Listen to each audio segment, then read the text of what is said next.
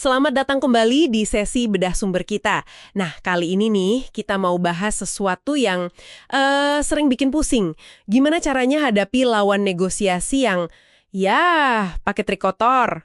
Betul, sumber kita masih dari buku klasik Getting to Yes, dan ini penting banget ya.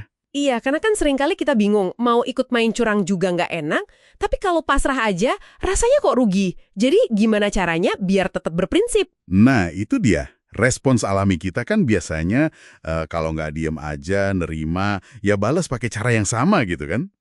Bener, gregetan soalnya kadang. Tapi ya itu, buku ini bilang dua-duanya tuh jarang banget efektif, malah seringnya merugikan. Kuncinya itu, pertama, kenali dulu taktiknya, terus punya strategi buat nanggepinnya, tapi secara berprinsip. Aja sih contohnya, biar kita semua lebihnya gitu. Oke, jadi Getting to Yes ini ngelompokin jadi ya 3 kategori besar lah. 3 ya, apa aja tuh? Pertama, ada yang namanya penipuan sengaja. Ini udah jelas niatnya nggak bener dari awal. Contohnya gimana tuh? Ya kayak ngasih data palsu gitu, atau pura-pura punya wewenang penuh buat ambil keputusan padahal sebenarnya nggak.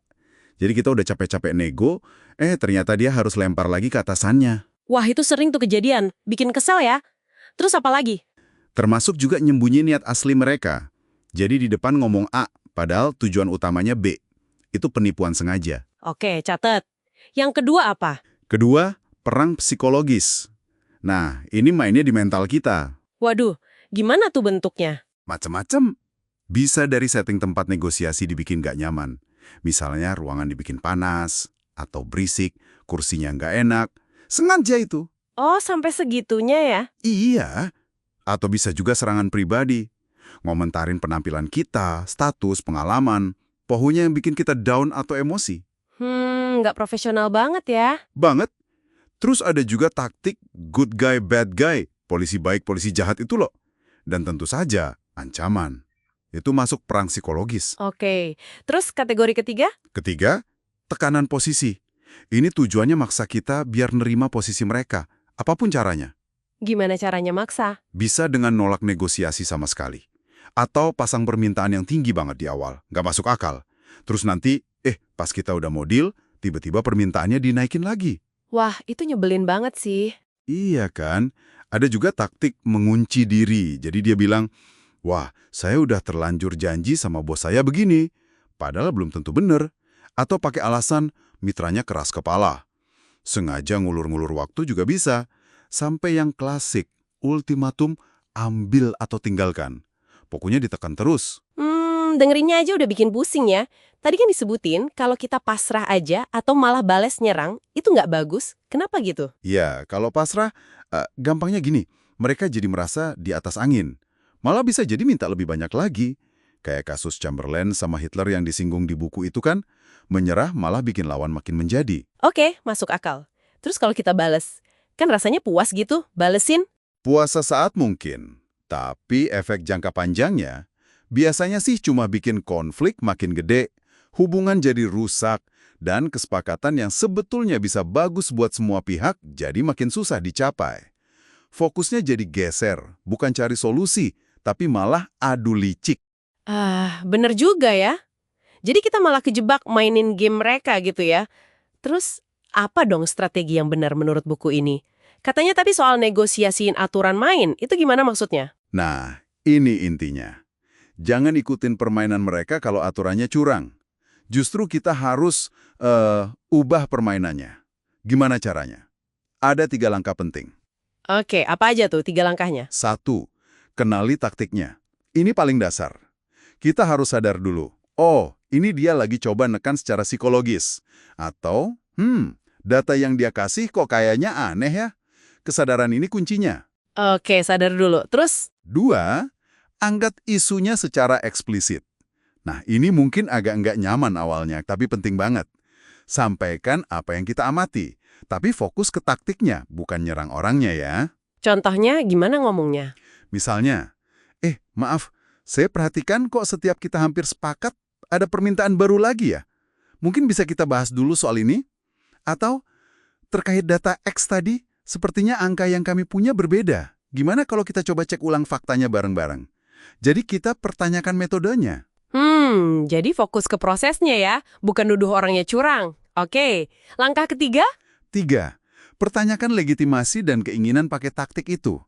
Ajak mereka diskusi soal proses negosiasinya sendiri. Menurut Anda, cara kayak gini bakal bantu kita capai kesepakatan yang paling baik nggak sih buat kedua pihak? Oh, jadi kita ajak mikir bareng soal cara mainnya gitu ya? Betul. Kita negosiasiin prosedurnya pakai prinsip negosiasi yang sama. Pisahkan orang dari masalah, fokus ke kepentingan di balik posisi itu, cari opsi bareng, pakai kriteria objektif.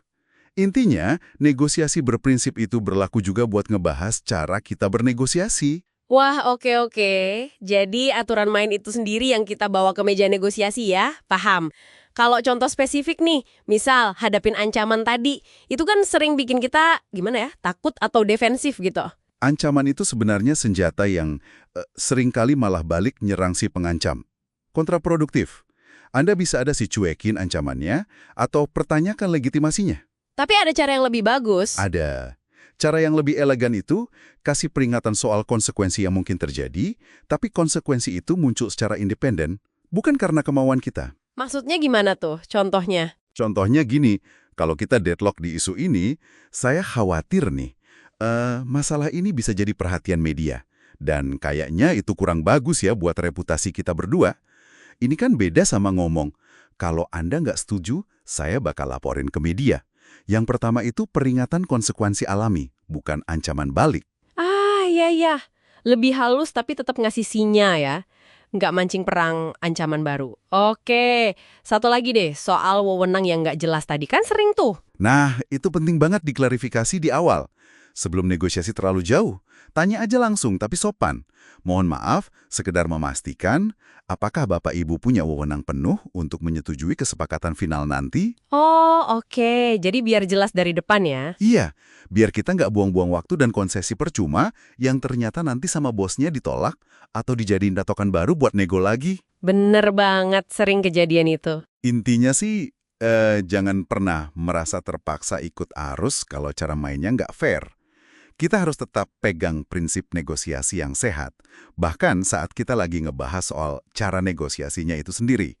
Di situ kekuatannya. Oke, jadi kalau boleh dirangkum nih buat Anda yang lagi dengerin, kalau ketemu lawan nego yang pakai trik licik, jangan pasrah, tapi jangan juga ikut-ikutan kotor. Kuncinya 3 tadi ya. Iya, betul.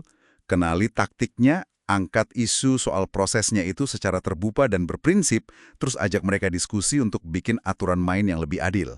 Negosiasikan prosesnya. Sip, jadi kita tetap kuat dengan prinsip kita ya. Tepat. Menjaga integritas proses itu sendiri udah jadi strategi yang kuat. Fokusnya jadi bukan cuma menang di substansi, tapi juga menjaga proses yang fair dan, kalau bisa, hubungan baik juga. Itu investasi jangka panjang. Nah, oke. Sebagai penutupnya ada bahan pemikiran buat Anda. Coba deh pikirin, di negosiasi Anda berikutnya, gimana caranya Anda bisa lebih proaktif. Bukan cuma nungguin lawan main terus kita bereaksi.